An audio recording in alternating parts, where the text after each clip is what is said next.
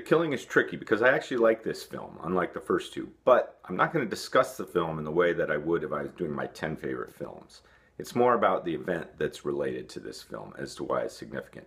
But let's back up 1 second. The first movie, Battlefield Earth, there were some kernels of truth in that post, but not the whole cob.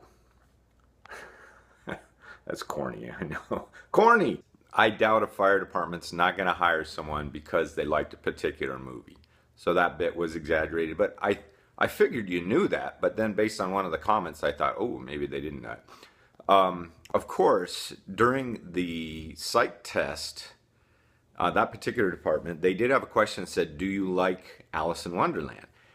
And those that know me know that I overthought the heck out of this one, because I'm like, well, as a kid, I liked the story, but are they asking as a kid or as an adult? As an adult, I probably wouldn't read it. So do I answer now? Or if I say, no, I don't like it, are they going to be like, well, we know as a kid you liked it, so now you're lying? So I said, yeah, I like Alice in Wonderland. Well, then I told someone that, and they said, no, dude, you're not supposed to say that. That means you like psychedelic drugs. Who has heard in the East Village of Theater 80 St. Mark's? Now, I'm going to attach a link in the comments section so you can read about Theater 80 St. Mark's.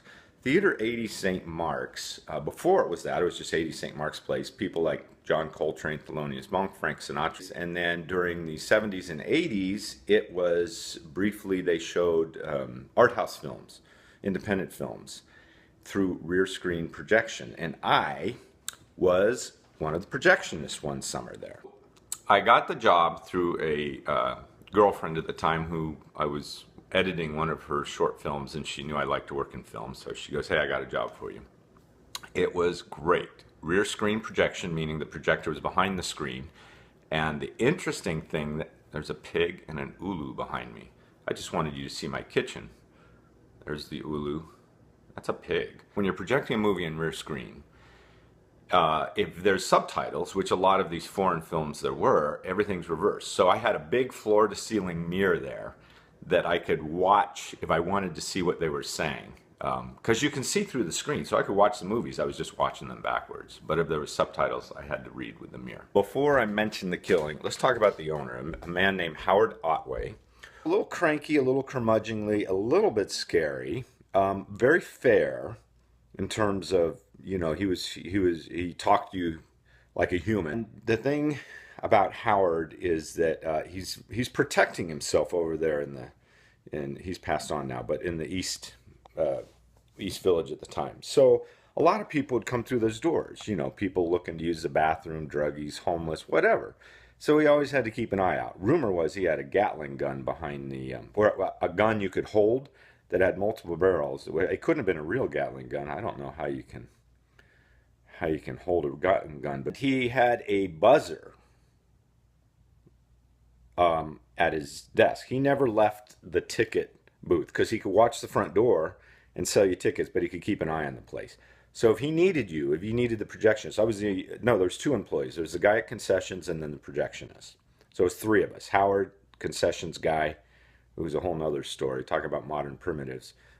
The book Modern Primitives. Not that he was a modern primitive. And Howard would have a button, and it would buzz back in the projection room if he needed someone. Like, hey, help, someone's robbing us, or I need you, or can you bring me a Coke, or whatever. If anyone from Ketchikan is watching this, please tell Dave Rubin, I don't know how to reach him, that I have a print of his painting of the tunnel in Ketchikan, which I love. I want the original, Dave, but you sold it to someone. Anyway, I have a print. We have it framed. We have it on our wall. I love, he's a good musician too. Howard Otway, back at the theater St. 80 St. Mark's, would press this button. And that's the one I'm looking for. Boy, I got that in Venice, Italy. That's a whole nother story, but that was in the original ghetto, which I had no idea. Anyway, Howard would press this button if there was a problem. So on the night that I'm showing The Killing, and I'm really getting into this, and I'm kind of away from where the buzzer is, because you can't buzz out behind the screen because then the audience will hear it, because they hear everything back there if you drop your popcorn and crunch on it. So you have to be quiet when you're back there.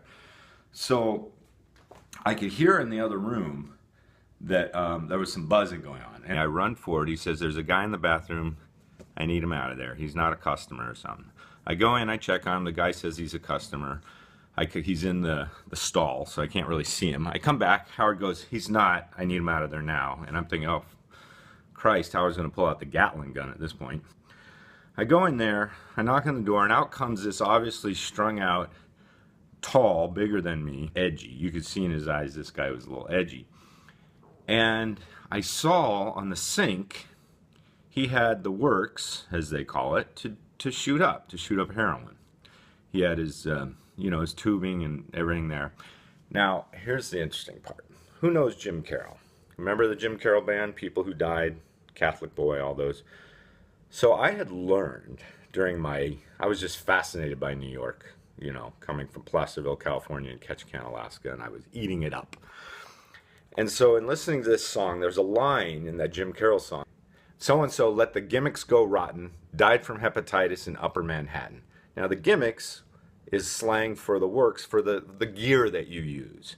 And I was like, oh, cool, I know a street term, gimmicks.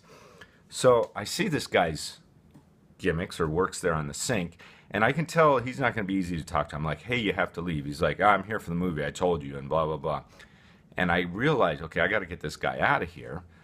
But I want to be respectful, and I don't want to get confrontational, and the guy's big, too. So I just said, well, listen, why don't you finish, go to the bathroom? I'll wait out. I'm going to go outside, because I knew he probably still wanted to shoot up or something.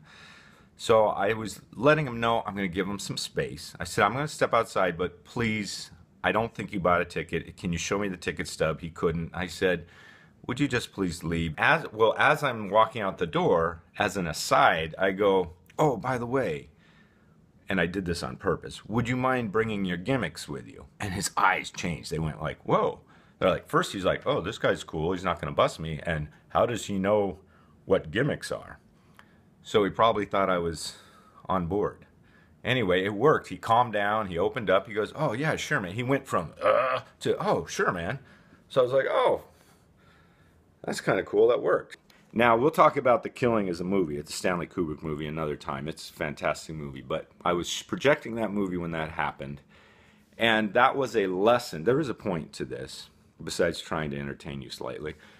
That was a lesson in how you can use other elements rather than force and confrontation and anger to get what you want with a person. And I'd done that many times before, but I'd learned doing that as a kid, actually. One guy was going to throw me out a window in New York, and the other was going to break my leg or put my face through a wall.